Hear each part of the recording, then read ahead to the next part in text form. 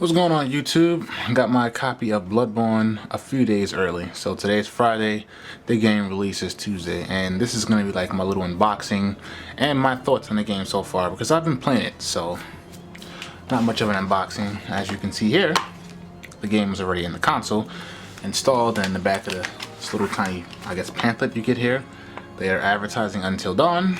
Flip it to the other side, you are getting Order of 1886, which I have not played yet. You know, getting mixed reviews on that, but I still want to try this out. Until Dawn looks like a game that I'm going to be interested in when that drops, so I'm going to definitely check that out. But in any case, look at the back of the box here. It's one player, so I guess and that's the offline mode.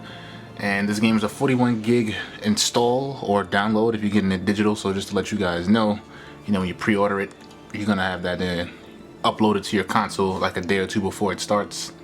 2 to 5 players network, so I've yet to see that. Playing the game so far, the online mode is basically offline, or it's not ready. It will commence the 24th according to the game, so I wasn't able to check that out. Just single player only so far, and of course it's supported by remote play. I will give you guys a little heads up though. I tried to share plays with a friend and it's blocked in the same manner that Call of Duty Advanced Warfare is, so just giving you the thumbs up on that if you plan on playing this with a friend, just to let him experience it. So I'm gonna let you guys know I'm new to the Soul series, so I'm a fucking noob. Got my ass handed to me plenty of times, but I like the challenge. I'm not a casual gamer to the point where, you know, a couple of frustrating losses here and there would discourage me from playing the game. Now I jumped into the game, you know, of course I expected to die, I expected to lose. But I would say about 2 hours into the game, you know, once this is where you get tired of dying, and then you start to sit there and try to focus and learn the game a lot more. So after going into the game, I'm presented with my character. You know, you go through the create a character process. So, you know, you give him his name and you do what you got to do. And you start out in the beginning with you know, no weapons, no nothing. You go there and you fight this gigantic wolf. Spoiler alert, just gonna describe the beginning of the story just a little bit, just to kind of describe my thoughts on the game. You fight this creature with no weapon, and then, you know, obviously he done you off. You fade into the world of the Dream Hunter's world, and then that's when you acquire your weapons, and the game give you like little brief hints here and there to try to, you know, how to work the game. You know, R1 to freaking swing, and R2 is your strong attack, you hold it to charge, things like that. You know what I mean? Like, to give you a little quick heads up. After that, you're on your own. You get no direction, no indication of what to do. So once I finally figure out, I go to this tombstone. I'm gonna see if I can pronounce this correctly.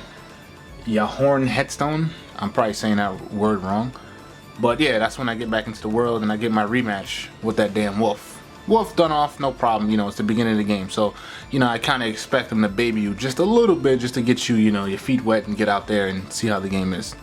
After that first wolf, you're completely on your own. So I go out there, you got your stamina bar. Your stamina bar counts for your attacks and also your dodging.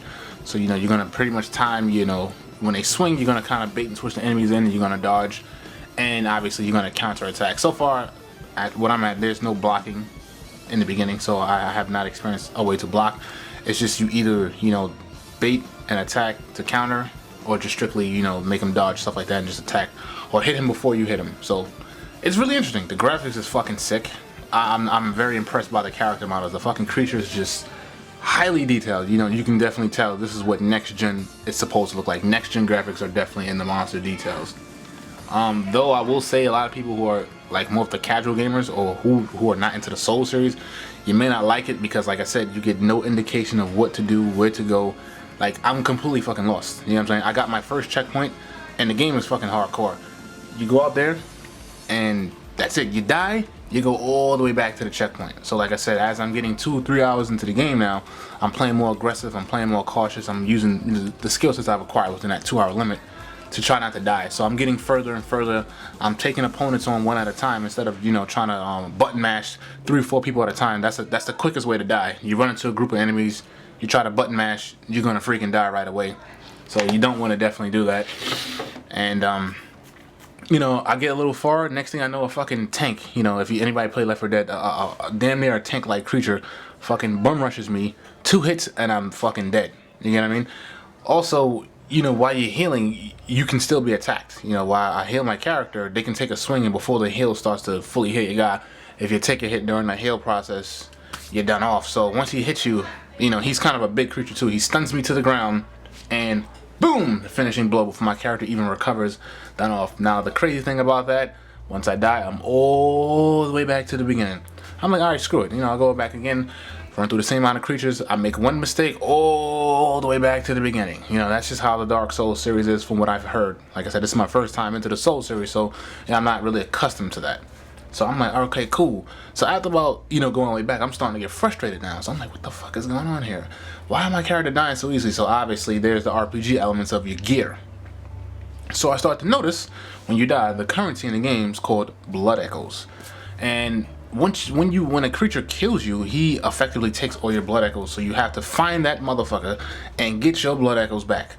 Now, once I've found him and got my blood echoes back, I've kind of noticed that's the currency used to buy the gear in the Dream Hunters world. So once I killed the guy, I kind of ran my way back to the checkpoint, bought some more gear, and went back out into the wild, which did help out a lot. So that gave me a lot more endurance to fight these creatures, and I got even further because of that.